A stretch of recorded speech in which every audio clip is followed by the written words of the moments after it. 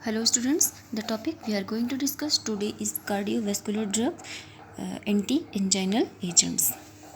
Students, आज आपको हम एंटी एंजाइनल एजेंट्स के बारे में बताएंगे। एंटी एंजाइनल एजेंट्स होते हैं, ये हमारे कार्डियोवैस्कुलर कैटेगरी की ड्रग्स होती हैं। तो स्टूडेंट्स, पहले ये जान लीजिए कि एंजाइना क्या होता है। एंजाइना, इसको हम एंजाइना पेक्टोरिस भी बोलते हैं। ये हमारा है chest pain due to imbalance between the oxygen requirement of the heart and O2 oxygen supply to via the coronary vessels.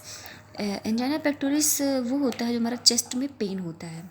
Chest में हमारे पेन होता है। पेन वो हमारा इस वजह से होता है, जो हमारे हार्ट में जो ब्लड सप्लाई होता रहता है, ब्लड के साथ साथ ही हमारा ऑक्सीजन भी चलता रहता है। तो उसकी हमारा जितनी ऑक्सीजन की रिक्वायरमेंट होती है उतनी ऑक्सीजन डिमांड के हिसाब से नहीं पूरी होती है, सप्लाई नहीं हो पाती है।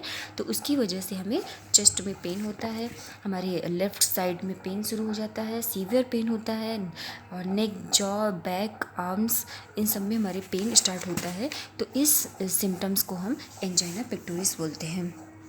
ओके स्टूडेंट्स, नेक्स्ट दूसरी डेफिनेशन है इसकी। Angina pectoris is a pain syndrome due to infection of the adverse oxygen supply और demand situation in the portion of the myocardium. हमारा जो एंजाइना पेक्टोरिस होता है, ये जो ऐसा पेन सिंड्रोम होता है ड्यू टू इम्बैलेंस हो जाता है, जब हमारा सप्लाई और डिमांड दोनों ही, ऑक्सीजन की सप्लाई और ऑक्सीजन का डिमांड दोनों ही इम्बैलेंस होता है हमारे मायोकार्डियम में के पोर्शन में। तो ये कंडीशन हमारी एंजाइना पेक्टोरिस की होती है। The principals form are recognised. इसका जो प्रिंसिपल फॉर्म है उसको रिकॉग्नाइज किया जाता है।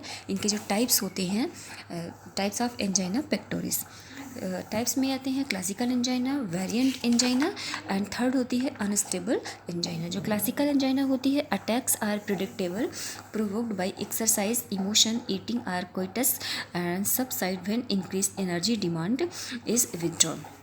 जो क्लासिकल एंजाइना होता है, इसका जो अटैक होता है वो हमारा प्रिडिक्टेबल होता है। जैसे कि हम जब एक्सरसाइज करते हैं या बहुत इमोशन की कंडीशन में होते हैं या कुछ खाते हैं, तो इन तरीके की हमारी जो प्रोसेस होती हैं, इनमें हमारी एनर्जी की डिमांड जो होती है वो बढ़ जाती है। एनर्जी की डिमांड बढ़ती है तो हमारा ऑक्सीजन की भी डिमांड बढ़ जाती है, और वो अगर हमारी डिमांड पूरी नहीं होती है तो ये हमारा अटैक जो होता है क्लासिकल एंजाइना का अटैक होता है। नंबर दूसरा होता है variant angina. Attacks occur at rest, during sleep and unpredictable. ये हमारी प्रिडिक्टेबल नहीं होती है, ये कभी भी रेस्ट के टाइम पे या हम स्लीप के टाइम पे ये कभी भी हो सकती है। They are due to recurrent localised coronary वेसोस्पाज्म।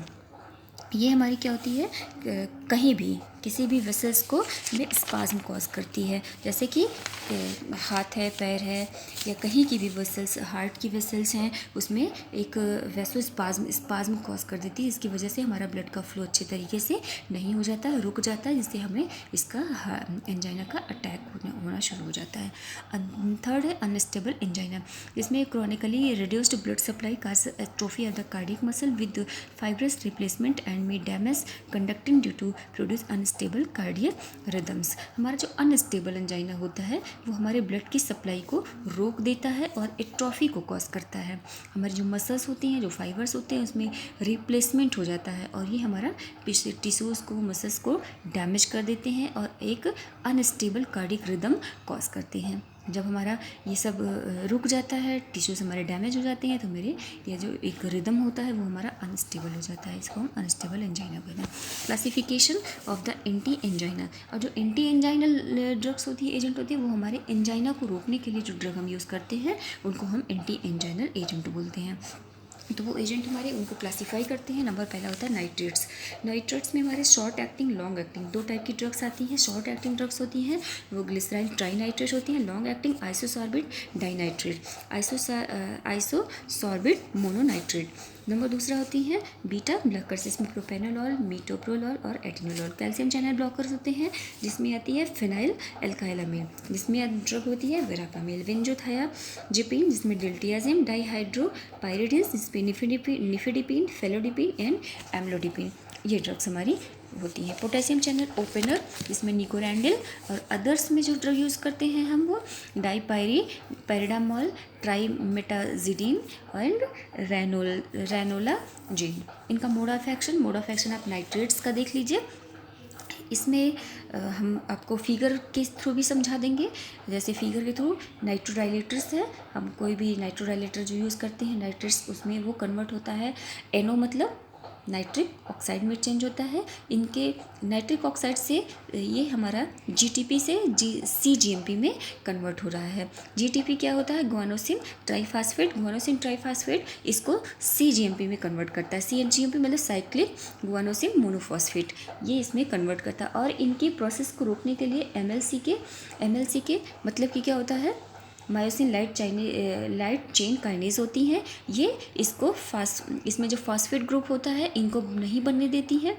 इनके नहीं बनने से ये मायोसिन कन्वर्ट होता है मायोसिन इसमें फॉस्फेट में और एक्टिन में, जिसकी वजह से हमारा कॉन्ट्रैक्शन होता है और ये कैल्शियम को आने से हमारे रोकते हैं। अब इनको हम स्टेप वाइज देखते हैं। व्हेन एडमिनिस्टर्ड नाइट्रेट्स, जैसे हम नाइट्रेट्स लेते हैं ये हमारे इंक्रीज़ करता है ब्लड वेसल्स, ब्लड में ये हमारा नाइट्रेट्स इंक्रीज़ हो जाता है। जब इनके इंक्रीज़ होने से फॉर्मेशन ऑफ नाइट्रिक ऑक्साइड, जब ये वेसल्स में इंक्रीज़ होता है ब्लड में तो हमारा नाइट्रिक ऑक्साइड का फॉर्मेशन होता है। नाइट्रिक ऑक्साइड हमारा GTP से कन्वर्ट होता है, CGMP का फॉर्मेशन करता है। मैंने आपको GTP बताया था, गुआनोसिन ट्राइफॉस्फेट, ये कन्वर्ट होता है साइक्लिक गुआनोसिन मोनोफॉस्फेट में। जब ये हमारा इनका फॉर्मेशन बढ़ जाता है तो इनकी वजह से हमारा डीफॉस्फोराइलेशन ऑफ मायोसिन और एक्टिन दो हमारे इसमें कम करते हैं। जो हमारा मायोसिन जो होता है उसमें डीफॉस्फोराइलेशन मतलब कि वहाँ से फॉस्फेट जो ग्रुप होता है वो रिड्यूस हो जाता है, निकल जाता है। फॉस्फोराइलेशन मतलब फॉस्फेट का ग्रुप हमारा ऐड होना। इनकी वजह से जब हमारा डीफॉस्फोराइलेशन हो जाता है तो हमारी वेस्कुलर स्मूथ मसल्स रिलैक्स हो जाती हैं और ये हमारा लास्ट में वैसोडाइलेशन कॉज करती हैं। नेक्स्ट है एडवर्स इफेक्ट कॉज करती हैं headache, flushing, weakness, sweating, fainting, rashes, ये चीज़ हमें दिखती हैं। इनके ये एडवर्स इफेक्ट होते हैं। इनका मेडिसिनल यूज़ जो होता है वो एंजाइना पेक्टोरिस में, एक्यूट कोरोनरी सिंड्रोम में, मायोकार्डियल इन्फ्रैक्शन में, कंजस्टिव हार्ट फेलियर में, biliary colic, oesophageal spasm and cyanide poisoning में। जो नंबर दूसरी ड्रग हमारी बीटा ब्लॉकर्स होती हैं जिसमें प्रोपेनोलॉल यूज़ होता है। बीटा ब्लॉकर्स हमारी डिक्रीज़ करती हैं कार्डियक वर्कलोड को, जिनकी वजह से हमारा मायोकार्डियल ऑक्सीजन की डिमांड भी क्या होती है, धीरे धीरे कम होने लगती है। इसकी वजह से ये हमारा बीटा ब्लॉकर्स हमारी बहुत ही इंपॉर्टेंट ड्रग होती है जो हमारी एंजाइना पेक्टोरिस में यूज़ होती है। या हमारा जो ब्लड प्रेशर इंक्रीज़ होता है तो उसमें हम प्रोपेनोलॉल कैटेगरी की ड्रग देते हैं। Okay students, thank you.